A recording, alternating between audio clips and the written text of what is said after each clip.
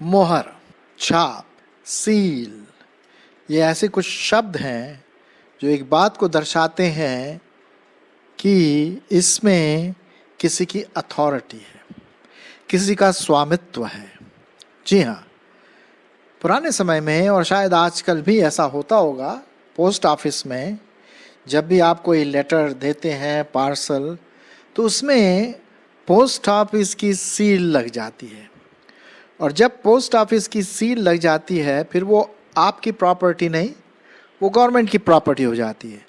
इसका मतलब अब गवर्नमेंट का, पोस्ट ऑफिस का उस पार्सल का या लेटर का अधिकार है।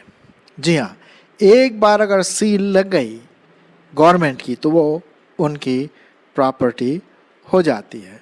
और यही बात हम देखते हैं, जो सील है या जो अथॉरिटी है वो स्वामित्व को प्रदर्शित करती है।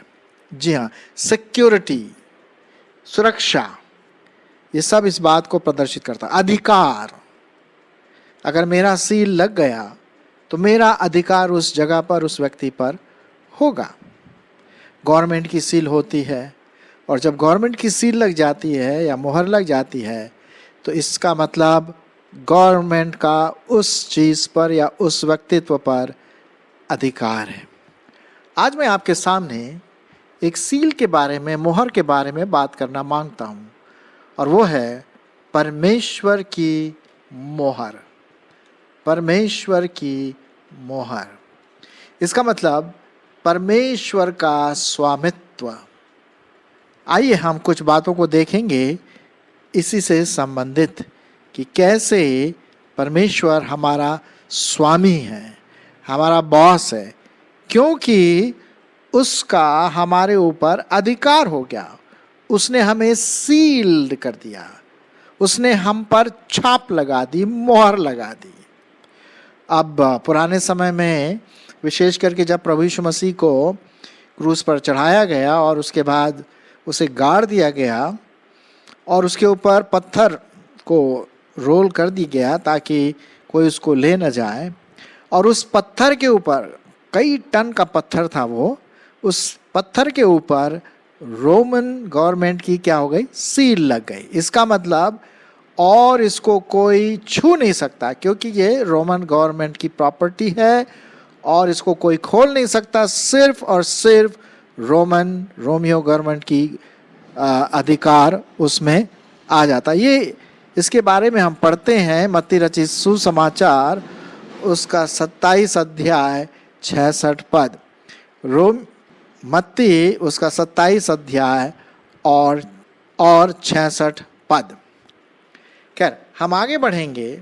परमेश्वर की सील प्रभु यीशु मसीह पर लगी। कहने का मतलब परमेश्वर पिता का अधिकार, परमेश्वर पिता का स्वामित्व एक पिता की तरह प्रभु यीशु मसीह पर हो गया। मैं इससे संबंधित आपके लिए कुछ पढ़ना मांगता हूँ। यूहन्ना रचित सुसमाचार और उसका 3 अध्याय 33 पद।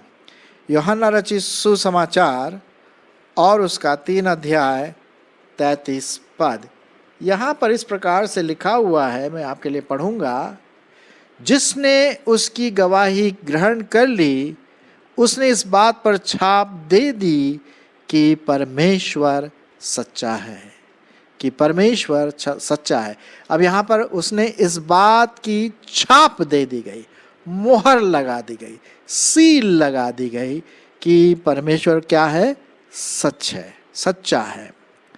और इसी से संबंधित और हम पढ़ेंगे यूहन्ना उसका 6 अध्याय और 27 पद। यूहन्ना उसका 6 अध्याय और उसका 27 पद। यहाँ पर लिखा हुआ है, नाशवान भोजन के लिए परिश्रम मत करो, नाशवान भोजन के लिए परिश्रम मत करो, परंतु उस भोजन के लिए जो अनंत जीवन तक ठहरता है, जिसे मनुष्य का पुत्र तुम्हें देगा, क्योंकि पिता अर्थात परमेश्वर ने उसी पर छाप कर दी है। किस पर छाप कर दी है?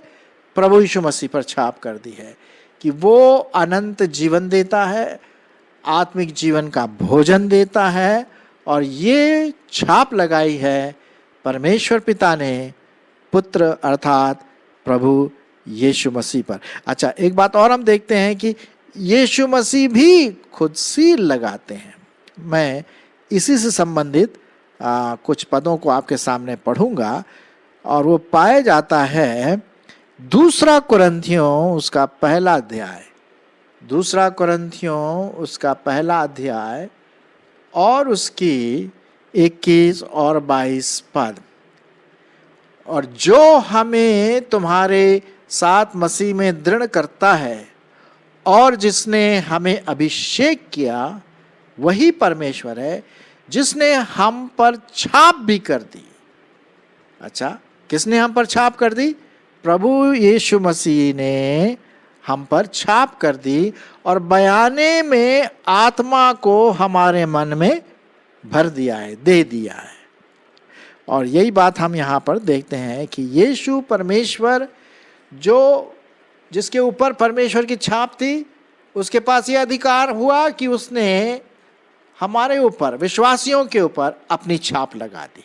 देखिए, मोहर कितना इम्पोर्टेंट है, कितनी इंटरेस्टिंग बात यहाँ पर हम देखते हैं। हर विश्वासी क्या है, उस पर छाप लगा दी। कहने का मतलब एक अपनापन, ये मेरी प्रॉपर्टी है। विश्वासी लोग कौन है? प्रभु यीशु मसीह की क्या है? प्रॉपर्टी है।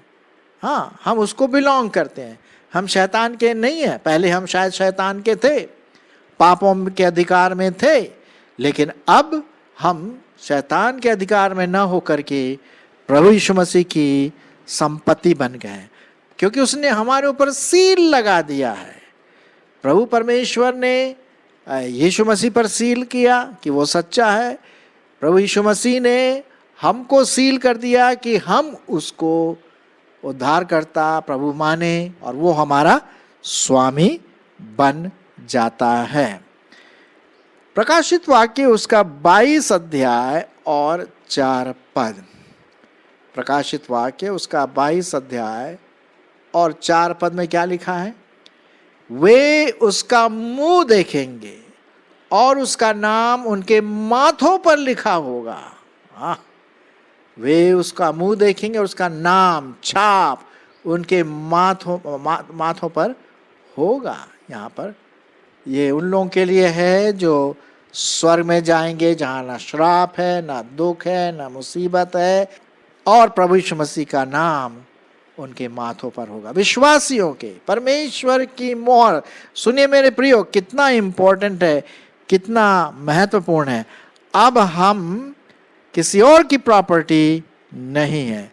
इसी से संबंधित प्रकाशित वाक्य उसका 14 अध्याय, प्रकाशित वाक्य उसका 14 अध्याय और पहला पद में क्या लिखा?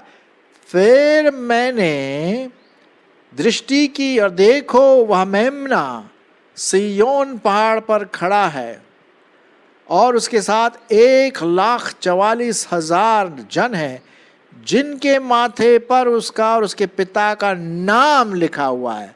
मोहर लगा दी गई है, सील लगा दी गई है माथे पर, कि अब जो विश्वासी लोग हैं वो प्रभु परमेश्वर की प्रॉपर्टी हैं। अच्छा, न सिर्फ प्रभु परमेश्वर पिता यीशु मसीह पर सील लगाया कि वो सच्चा गवाह है, सच्चा परमेश्वर है, यीशु मसीह ने हम विश्वासियों पर, जो उस पर विश्वास करते हैं, जिनके पाप धुलाए गए हैं, जो प्रभु यीशु मसीह के बेटे और बेटियां हैं, अब प्रभु उन पर सील लग गई। अब क्या है? थर्ड पार्ट ऑफ ट्रिनिटी, तीसरा जो त्रिएक परमेश्वर का भाग है, अर्थात पवित्र आत्मा, उसने भी हम पर सील लगा दिया। देखिए, पिता परमेश्वर ने सील लगा दिया, प्रभु यीशु मसीह ने सील लगा दिया, और पवित्र आत्मा ने हम पर छाप लगा दी, मोहर लगा दी, सील लगा दी।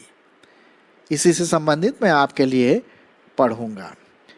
पाया जाता है इफिसियों की पत्री और उसका पहला अध्याय, इफिसियों की पत्री और उसका पहला अध्याय और 13 पद। सुनिए परमेश्वर का वचन क्या कहता है। यहाँ पर लिखा हुआ है 12 से मैं आपके लिए पढ़ूंगा, 12 और 13, कि हम जिन्होंने पहले से मसीह पर आशा रखी थी उसकी स्तुति, महिमा की स्तुति का कारण हो, उसकी महिमा की स्तुति का कारण हो, और उसी में तुम पर भी जब तुमने सत्य का वचन सुना जो तुम्हारे उद्धार का सुसमाचार है और जिस पर तुमने विश्वास किया, प्रतिज्ञा किए हुए पवित्र आत्मा की छाप लगी हुई है। क्या लगी है? पवित्र आत्मा की क्या लगी है? छाप लगी है, मोहर लगी है। We are sealed by the Holy Spirit. 14 पद, वह उसके मोल लिए हुए के छुटकारों के लिए हमारी विरासत का बयाना है कि स्तुति और महिमा उसी की होती रहे। तो हम देखते हैं प्रियो, हम विश्वासी लोग बहुत ब्लेसेड हैं, धन्य हैं, क्योंकि परमेश्वर की सील, प्रभु यीशु मसीह की सील, पवित्र आत्मा की छाप या सील, मोहर मुझ पर लगी है, आप पर लगी है, यदि आप प्रभु यीशु मसीह के चेले हैं, सत्य पर चलते हैं, बाइबल पर विश्वास करते हैं, यीशु मसीह को उद्धार करता करके ग्रहण किया है। तो अब जब हम प्रॉपर्टी बन गए, किसकी प्रॉपर्टी बन गए? किसकी संपत्ति बन गए? पवित्र आत्मा के, प्रभु यीशु मसीह के, परमेश्वर पिता के, त्रिएक परमेश्वर के हम प्रॉपर्टी बन गए। अब हमारा जो ओनर है, हमारा जो स्वामी है, वो न तो हम हैं, न शैतान है, न हमारा और कोई दूसरा व्यक्तित्व है, सिर्फ और सिर्फ त्रिएक परमेश्वर। और हम पर वो छाप लगी हुई, छाप से ही पहचाना जा सकता है। जैसे मैंने शुरुआत में कहा कि जब भी आप पोस्ट ऑफिस जाते हैं कोई पार्सल या कुछ ऐसी चीज़ पोस्ट करने के लिए, तो फिर वो पोस्ट ऑफिस अपना सील मारता है, उसमें पोस्ट ऑफिस का सील होता है, उसका डेट लिखा रहता है। अच्छा, उसके बाद वो प्रॉपर्टी आपकी नहीं है, चाहे आपने दिया हो, लेकिन चीज़ें आपने खरीदा हो, लेकिन जब सील पड़ गई वो प्रॉपर्टी पोस्ट ऑफिस की हो जाती, जब तक कि वो पार्सल या लेटर उस व्यक्ति तक नहीं पहुंच पाए जहाँ जिसको आपने पोस्ट किया, तब जाकर के उसको मिलता है। ठीक उसी प्रकार से पवित्र आत्मा की सील हम पर लगी है, और जब पवित्र आत्मा की सील हम पर लगी है, मोहर लगी है, तो भाई वैसे ही काम भी हमें करना है। हमें पवित्र आत्मा को शोकित नहीं करना है, हमें अपने बॉस को शोकित नहीं करना है, हमें अपने स्वामी को शोकित नहीं करना है, प्रभु परमेश्वर को शोकित नहीं करना। कैसे शोकित करते हैं? हमारे पापमय जीवन के द्वारा, जी हाँ, शारीरिक अभिलाषाओं को पूरा करने के द्वारा, परमेश्वर से दूर रहने के द्वारा हम उसे क्या करते हैं? शोकित करते हैं, है कि नहीं? हाँ, एक जगह पे लिखा हुआ जो मैं आपके लिए अभी पढ़ना मांगता हूँ, इफिसियों उसका 4 अध्याय 30 पद। इफिसियों उसका 4 अध्याय और 30 पद क्या लिखा हुआ है? परमेश्वर के पवित्र आत्मा को शोकित मत करो, जिससे तुम पर छुटकारे के दिन के लिए क्या लिया है? छाप दी गई है, छाप। जी हाँ, और वो छाप इस बात का प्रतीक है कि हम पवित्र आत्मा के लोग हैं, पवित्र आत्मा हम में वास करता है। हमारा व्यक्तित्व, हमारी मानसिकता, हमारे सोच विचार, हमारा पूरा जीवन, सब कुछ परमेश्वर को प्रकट करे, सिर्फ परमेश्वर को प्रकट करे।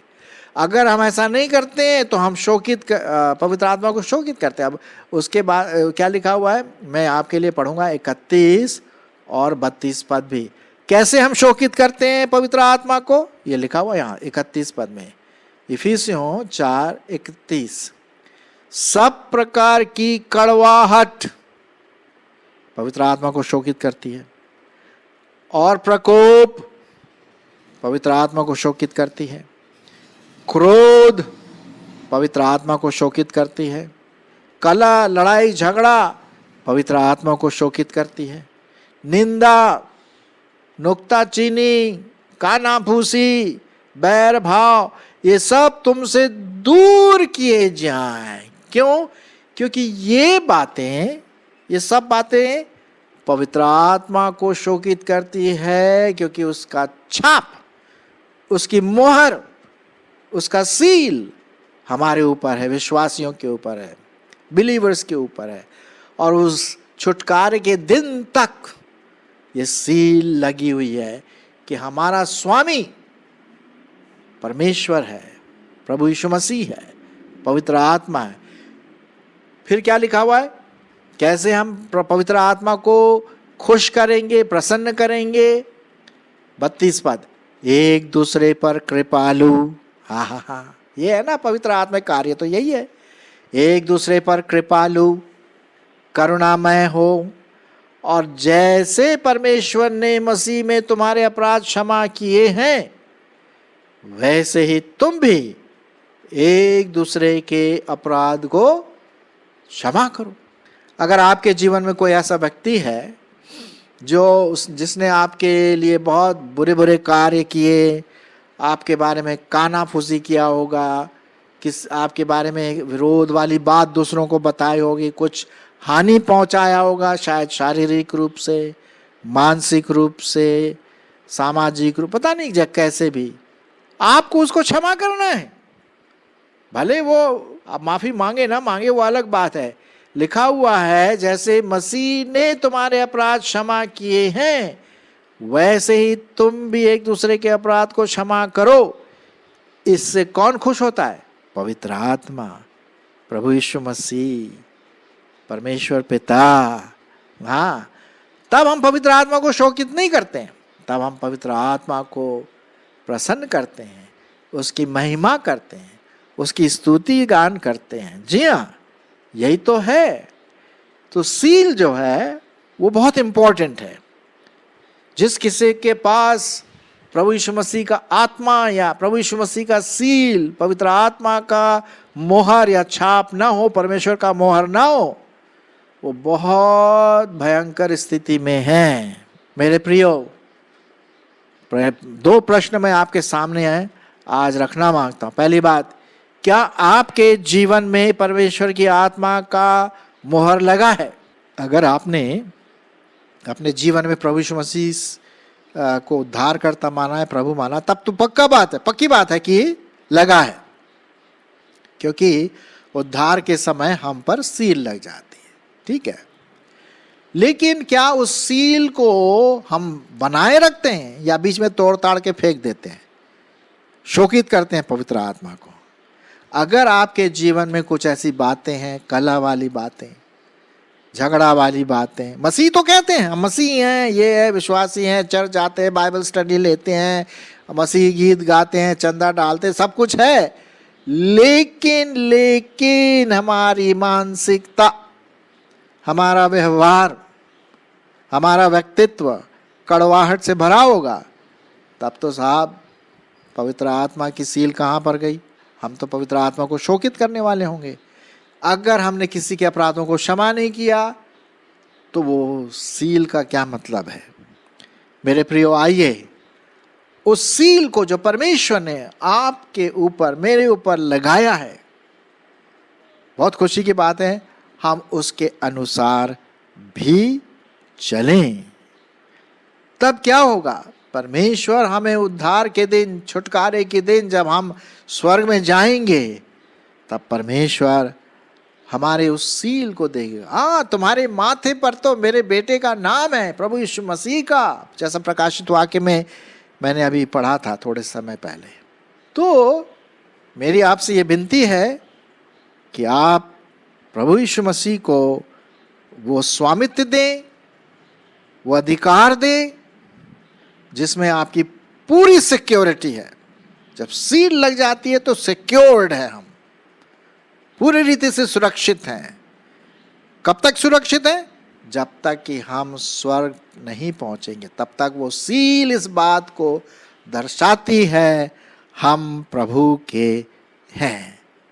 परमेश्वर आपकी और मेरी अगुवाई करे कि हम इस परमेश्वर की मुहर को अपने जीवन में यादगारी के रूप में रखें और उसके अनुसार परमेश्वर का स्वामित्व हम विश्वासियों के जीवन में बना रहे।